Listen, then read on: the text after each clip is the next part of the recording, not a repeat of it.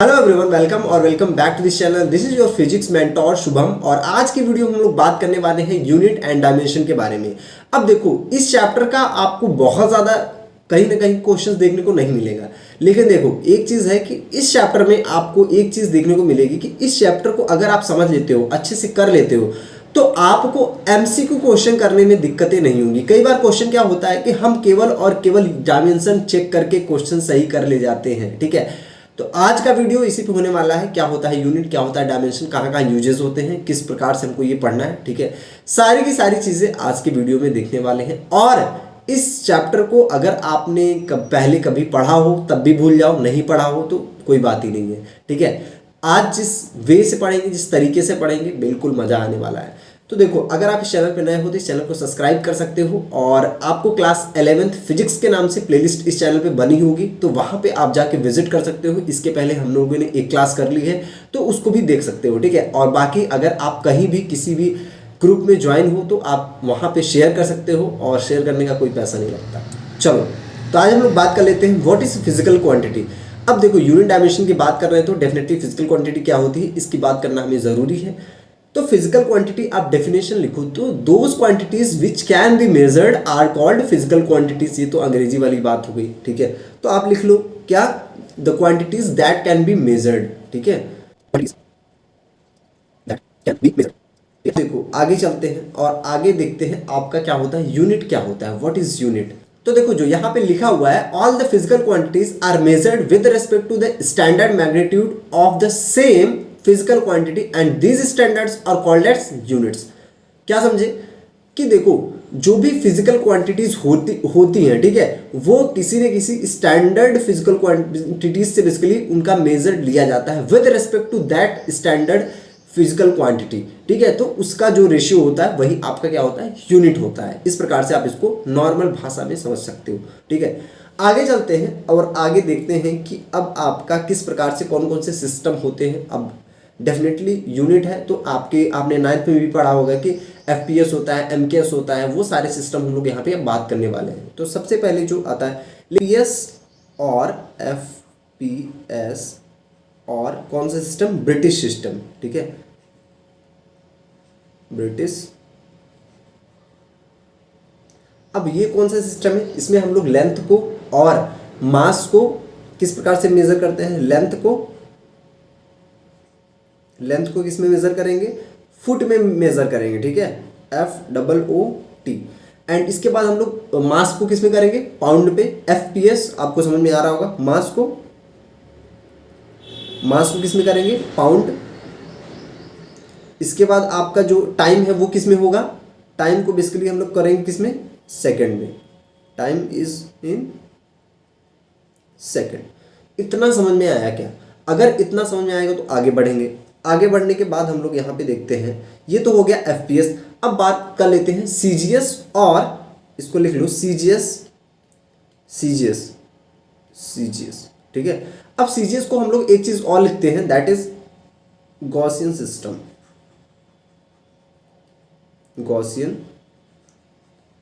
System, ठीक है। ये दो चीज होता है। तो अब देखो, CGS में हम लोग बेसिकली किस में करेंगे, आपको दिख ही रहा होगा, लेंथ को किस में मेजर करेंगे, लेंथ को सेंटीमीटर में। इसके बाद आप मास किस में करोगे, मास को ग्राम में। इसके बाद टाइम को किस में करते हैं, बोलो, टाइम को सेकंड में, ठीक है। इतना समझ में आ गया होगा, आई होप। आगे चले, बोलो आगे चले क्या। अब देखो, आगे एक चीज और देखते हैं, अभी दो और आपका बचा है, दैट इज MKS और आपका SI, ठीक है। आगे बात कर लेते हैं, यहां पे क्या है आपका MKS सिस्टम में क्या करेंगे, MKS में आपका मास किस में होगा, मास बोलो किलोग्राम में, ठीक है।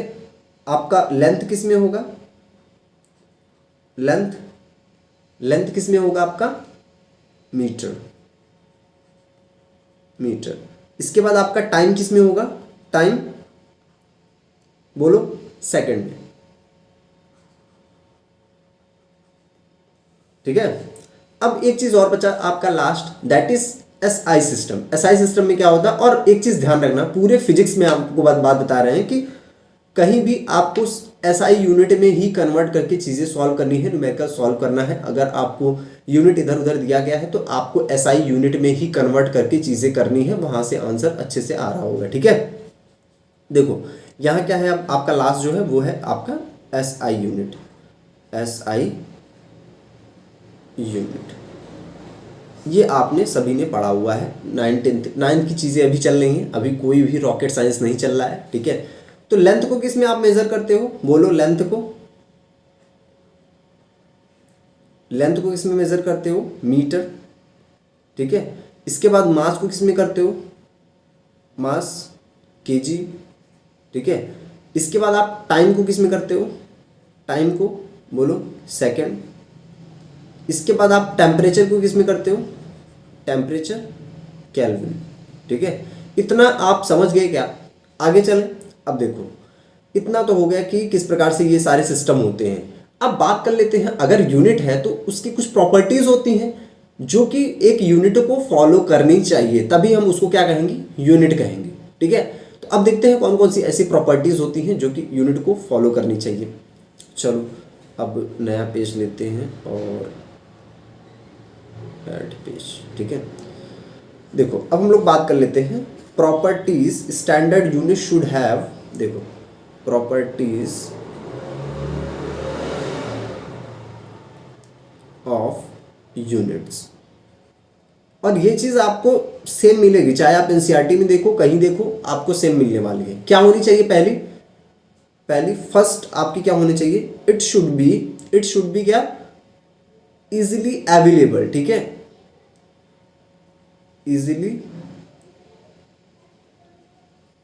इजिली अवेलेबल होना चाहिए। ऐसा नहीं है कि यार आप कोई ऐसी चीज़ से यूनिट बना दो जो कि डेफिनेटली बहुत ज़्यादा कॉस्टली हो। ठीक है, और आप उसको खरीदना अफोर्ड ना कर सको। ठीक है, तो इस चीज़ का ख्याल रखना है, ध्यान रखना है, इजिली अवेलेबल। दूसरी क्या होनी चाहिए, it should be well defined. ठीक है, तीसरी क्या है आपको, ये accepted, should be accepted by all, सभी के द्वारा क्या होनी चाहिए, एक्सेप्टेड होनी चाहिए। ऐसा नहीं है यार कि यहाँ पे कुछ और यूज़ कर रहे हो, अमेरिका में कुछ और यूज़ कर रहे हो, किसी देश में और यूज़ कर रहे हो, तो ऐसा नहीं होना चाहिए। एक ऐसा स्टैंडर्ड यूनिट होना चाहिए जो कि सभी लोगों के द्वारा एक्सेप्टेड हो। ठीक है, थर्ड पॉइंट क्या था, should be accepted by all,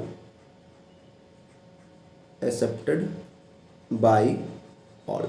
ठीक है, लास्ट पॉइंट क्या है, जो कि इनवेरिएंट होना चाहिए टाइम के साथ। ठीक है, टाइम और प्लेस के साथ invariant, it should be invariant with time and place. ये 4 पॉइंट आपको याद रखने हैं यहां तक, इसके बाद आपको और चीज़ें देखते हैं। अब देखो इतना हो गया, आगे चलते हैं और न्यू पेज देते हैं। ठीक है, जस्ट वेट। ठीक है, अब देखो ये तो हो गई यूनिट। अब कौन कौन सी मैंने आपको क्वांटिटीज बताया, दैट इज फिजिकल क्वांटिटीज। तो फिजिकल क्वांटिटीज कितने प्रकार की होती हैं, एक तो हो जाएगी आपकी फंडामेंटल क्वांटिटीज और दूसरी डिराइव्ड। ठीक है, ये 2 प्रकार की होती हैं, एक फंडामेंटल और एक डिराइव्ड क्वांटिटीज। अब फंडामेंटल क्वांटिटीज को हम लोग क्या बोलते हैं, इंडिपेंडेंट। ठीक है, ये आपस में डिपेंड नहीं करती हैं, आपस में एक दूसरे से कोई मतलब नहीं है। ठीक है, सबसे पहले क्या है, fundamental quantities. Fundamental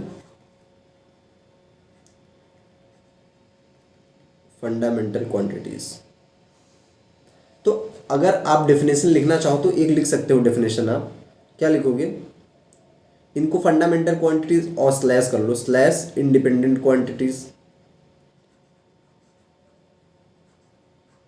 independent slash base quantities भी बोलते हैं, base quantities.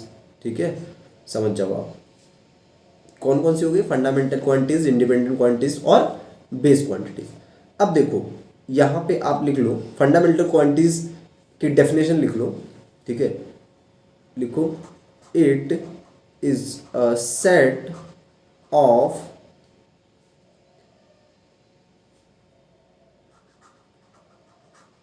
Physical quantity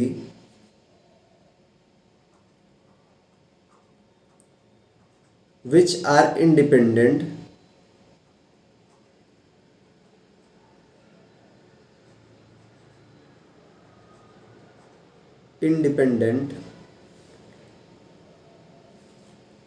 of each other।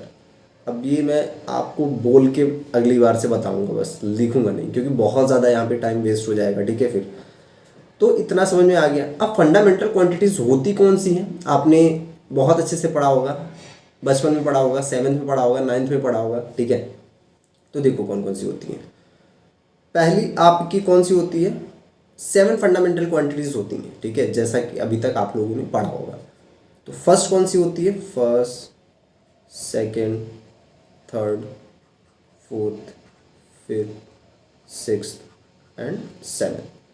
First कौन सी होती है, लेंथ। दूसरी कौन सी होती है, मास। तीसरी कौन सी होती है, टाइम, ठीक है। क्या हो गया, लेंथ हो गया, मास हो गया, टाइम हो गया। इसके बाद क्या हो गया, टेम्परेचर। इसके बाद क्या हो गया आपका, करंट, बोलो। इसके बाद अमाउंट ऑफ सब्सटेंस,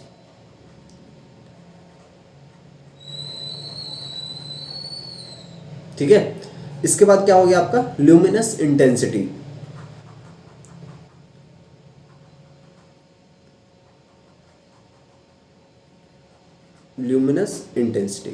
ये है आपकी 7 फंडामेंटल क्वांटिटीज, ठीक है।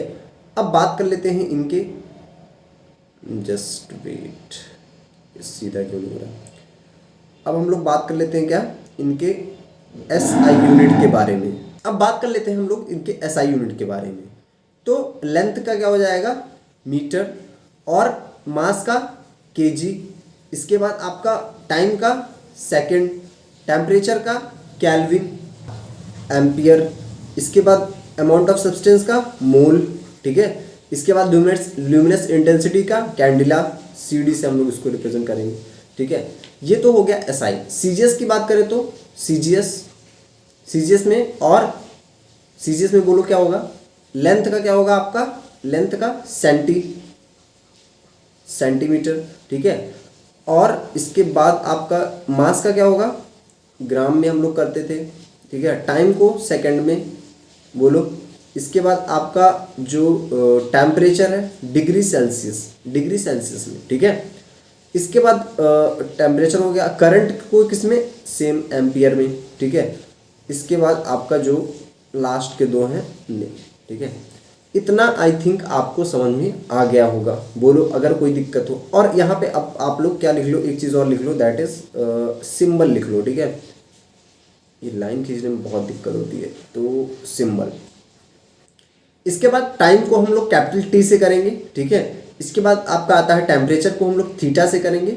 इसके बाद आपका क्या है, करंट है बेसिकली, तो करंट को हम लोग किससे करेंगे, आई या फिर कैपिटल ए, ठीक है। बेसिकली आई से ही करते हैं। इसके बाद हम लोग अमाउंट ऑफ सब्सटेंस जो है वो MOL, दैट इज मोल। इसके बाद आपका इंटेंसिटी है लुमिनस CD, ठीक है। आई होप कि इतनी चीज़ें आपको समझ में आ गई होंगी। अगर इतनी चीज़ें समझ में आ गई तो आगे बढ़ते हैं, आगे देखते हैं क्या क्या चीज़ें हैं, ठीक है। तो एक स्लाइड ऐड करते हैं, एड पेज, ठीक है, जस्ट मिनट। अब हम लोग बात कर लेते हैं कि कुछ सप्लीमेंट्रीज या फिर डिराइव्ड क्वांटिटीज़ की बात कर लेते हैं हम लोग। तो देखो पहले तो हम लोग यहाँ पे कुछ सप्लीमेंट्री दो आपकी होती हैं जो कि उनके बारे में बात कर लेते हैं। तो सप्लीमेंट्री क्वांटिटीज लिख लो आप,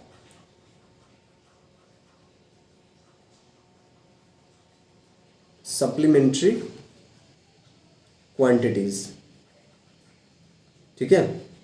सप्लीमेंट्री क्वांटिटीज कौन कौन सी होती हैं, एक तो आपका होता है प्लेन एंगल, दूसरा आपका होता है सॉलिड एंगल।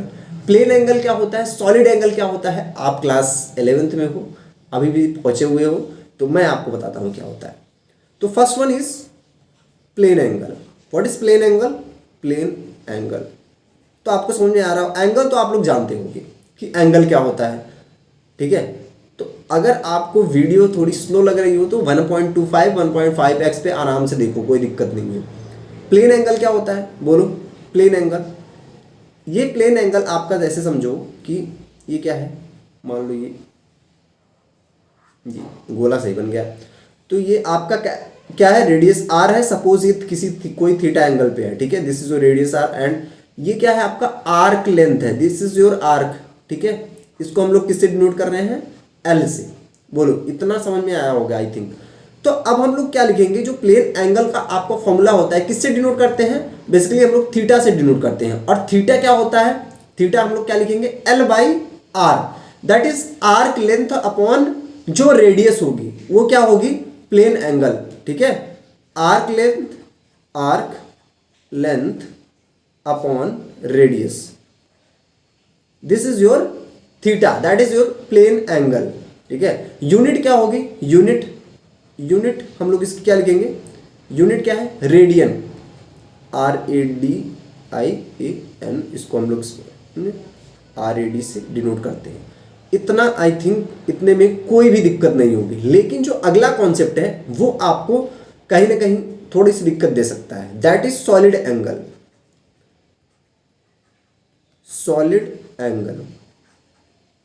सॉलिड एंगल इसको हम लोग इस प्रकार से डिनोट करेंगे। इसको क्या करेंगे? आपका capital A upon R square, जो कि area, basically area upon R square. अब ये क्या चीज़ होती है? जस्ट वेट, आपको बताता हूँ क्या चीज़ होती है। ये देखो, जैसे सपोज कि आपका कोन है कोई, ठीक है, क्या है? कोन समझ रहे हो ना? आपने 10th में तो पढ़ा होगा। ये है, क्या फील कर पा रहे हो क्या है ये? ठीक है, ये सपोज कि आर इसका क्या है? रेडियस है, ठीक है, दिस इज रेडियस। और ये जो एंगल है आपका ना, ये एंगल, ठीक है, ये एंगल, ये basically omega, this is omega. ये एंगल आपका क्या है? ये जो एंगल है, इसी एंगल को हम लोग क्या कहते हैं? सॉलिड एंगल, ठीक है। और ये आपका पूरा क्या है? ये this is your area, this is your area, delta A से हम लोग रिप्रेजेंट कर रहे हैं, ठीक है, दिस इज योर एरिया। बोलो, तो एरिया अपॉन रेडियस का स्क्वायर, ठीक है। बोलो इतना समझ में आ गया क्या? ये आपका क्या हो गया? ये है solid angle, area upon radius का स्क्वायर। अब देखो एक चीज और समझो कि ये जो आपका है, देखो ये है, इसको हम लोग यूनिट इसकी क्या होगी? यूनिट स्टेरेडियन,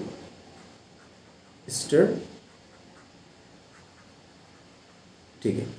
इतना समझ में आ गया क्या?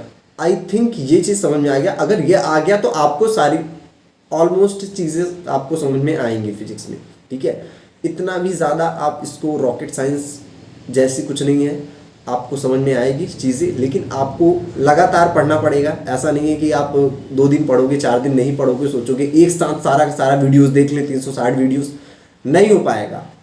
आप रोज़ का रोज़ करोगे, डेली करते जाओगे, थोड़ा ही, ज़्यादा नहीं निकालना आपको, हाफ एन आवर आपको लेक्चर में निकालना है। और आपको प्रैक्टिस में आपका होमवर्क जितना ज़्यादा स्ट्रांग होगा, आपको उतना अच्छा आप कर पाओगे।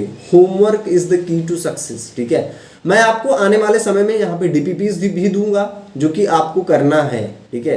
करोगे तभी आप अच्छा कर पाओगे फिजिक्स में। फिजिक्स हो चाहे मैथ्स हो, आपको जितना ज़्यादा स्ट्रांग होमवर्क रहेगा उतना अच्छा रिजल्ट आएगा आपका, ठीक है। ये हो गया आपका क्या? Solid angle. अगर हम लोग स्फेयर के केस में निकालना चाहें तो क्या होगा? सपोज कि हम लोग कहाँ निकालना चाहते हैं? स्फेयर के केस में। एक नया पेज लेते हैं, फिर इसके बाद जस्ट वेट। स्फेयर के केस में अब हम लोग क्या बात कर रहे हैं? फर्स्ट किसके केस में? स्फेयर।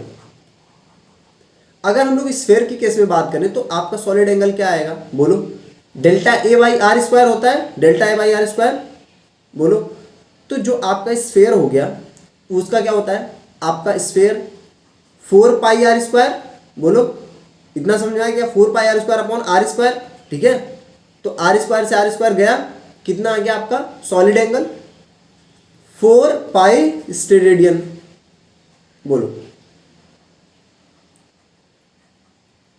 इतना समझ में आ गया क्या? ठीक है, इतनी चीजें आई होप समझ में आ गई होंगी। आगे बढ़ते हैं। अब देखो, ये आप ऐसे समझो कि ये आपका पूरा का पूरा क्या है? दिस इज योर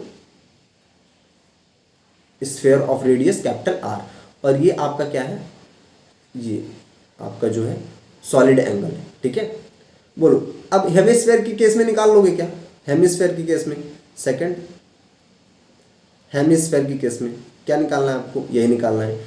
एरिया क्या कितना लोगे, आधा, just half, 2 pi R square upon R square, कितना हो गया 2 पाई स्टेरेडियन आया क्या। बोलो इसमें कोई डाउट आई थिंक तो नहीं होना चाहिए, ठीक है, इतना समझ में आ गया क्या। अब एक चीज ध्यान रखना है यहाँ पे, क्या ध्यान रखना है आपको, 1 रेडियन कितना होगा, 1 रेडियन आपका कितना होगा 57 डिग्री होगा, ठीक है, 57 डिग्री, ठीक है, इतना समझ में आ गया क्या।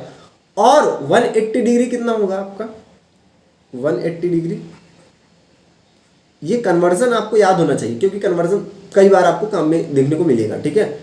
ये कितना होता है, पाई रेडियन, आप इसको लिखते हो 180 डिग्री पाई रेडियन, आप ये मैथ्स में भी पढ़ोगे जब आपका आएगा, ठीक है। आगे चले क्या, आगे देखो अब बात कर लेते हैं हम लोग, आगे किसकी बात करेंगे हम लोग, कुछ चीज़ें जो कि आपको HCV में दी गई है उसको आपको डिट्टो पढ़ लेना है। क्या, 10⁻⁻1 को क्या कहते हैं, 10⁻2 को क्या कहते हैं, 10⁻, चलो लिख लेते हैं, तो 10⁻1 को क्या कहते हैं, 10⁻2 को क्या कहते हैं, 10⁻3 को क्या कहते हैं, 10⁻6 को क्या कहते हैं, 10⁻9 को क्या कहते हैं, 10⁻12 को क्या कहते हैं, 10⁻15 को क्या कहते हैं। अब इसकी बारी है, ये आपको SCV में मिल जाएगा। और मैं आपको बता दूं फिजिक्स की अगर आप कोई बुक फॉलो कर रहे हो तो आप SC वर्मा करो फॉलो, ठीक है, ये मैं ब्लाइंडली आपको बोल रहा हूँ, SC वर्मा फॉलो करो, ठीक है। इसके अलावा आपको कोई भी बुक ज़्यादा ज़रूरत नहीं है फॉलो करने की, चीज़ें अच्छे से करो, SC वर्मा फॉलो करो, और आप अगर कहीं कोचिंग में एडमिशन लिए हो तो उसकी मॉड्यूल फॉलो करो, दैट्स इनफ, ठीक है। और अगर आप बहुत अच्छा कर रहे हो तो आप आईरोडो ले लो, वो भी कर लो, ठीक है, अगर आप बहुत अच्छा कर रहे हो 11th में हो तो, ठीक है। 10⁻1 को क्या कहते हैं, बोलो हम लोग क्या लिखेंगे इसको, डेसी, 10⁻2 को सेंटी, ठीक है, सेंटी, 10⁻3 को मिली, बोलो 10⁻6 को माइक्रो, ठीक है, 10⁻9 को बोलो नैनो, 10⁻12 को पीको, ठीक है, 10⁻15 को फेम्टो। ये आपको याद रखने हैं, ठीक है, आपको याद रखना है। बोलो इतना समझ में आया क्या। अब इसका ये है आपके सिंबल्स, ठीक है, ये आपके क्या है सिंबल्स, D C M, ठीक है, और आपका ये माइक्रो है, तो यहाँ माइक्रो लिख लो यहाँ पे, ठीक है, तो ये है म्यू से डिनोट करते हैं, nano N, small p and this is femto small f, ठीक है। आई होप कि इतनी चीज़ें आपको क्लियर हो गई होंगी। बोलो अगर इतनी चीज़ें क्लियर हो गई हूँ तो आप कमेंट में दिल दे दो भाई, ठीक है, इतना तो डिजर्व करते हैं। अब इसी का अपोजिट भी होता है क्या, 10⁻1, 10⁻2, 10⁻3, 10⁻4, सॉरी 10⁻+1 +2 +3 +4, ठीक है। अब उसको क्या लिखते हैं वो भी हम लोग देख लेते हैं। अब वीडियो ज़्यादा लंबा हो रहा है इसलिए हम लोग एक चीज़ यहाँ पे अभी यहीं पे कर लेते हैं, क्या कर लेते हैं, 10⁻1, 10⁻2, 10⁻3, 10⁻6, 10⁻9, 10 कितना 12, 10⁻15, बोलो, ठीक है, इतना ही कर लेते हैं। बोलो ये सब आपको SCV में मिल जाएगा, ये सब आपको SC वर्मा में बहुत आराम से मिल जाएगा, ठीक है। 10⁻1 को 10⁻1 को क्या कहेंगे, बोलो डेका, ठीक है, ये क्या है हेक्टो, ठीक है, HECT को।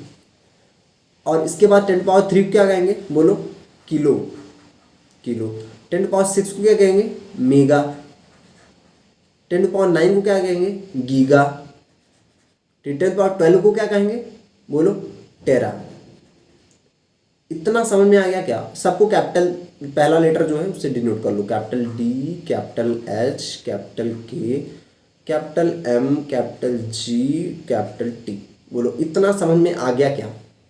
अगर इतना आ गया हो और अगर लेक्चर में कोई सुधार हो, कोई चीज़ अगर आपको अच्छी नहीं लग रही है, पीछे बोर्ड है, अगर मुझे बोर्ड में पढ़ाना हो आप सजेस्ट कर सकते हो कि आपको क्या चीज़ें चाहिए। आई विल प्रोवाइड दैट, ठीक है। आपके कमेंट के बेसिस पे मैं आगे चीज़ें चेंज करने की कोशिश करूँगा, ठीक है। तो बस आज के लिए इतना ही, और जो भी जिसको भी नहीं पता है फ्री ऑफ कॉस्ट है, सबकी सब चीज़ें मिलेंगी पूरी आपको, मैं A to Z एक एक क्वेश्चन कराऊंगा, ठीक है। तो बस आज के लिए इतना ही, मिलते हैं अगली वीडियो में। Bye bye, take care, till then keep striving, keep achieving, keep learning, bye.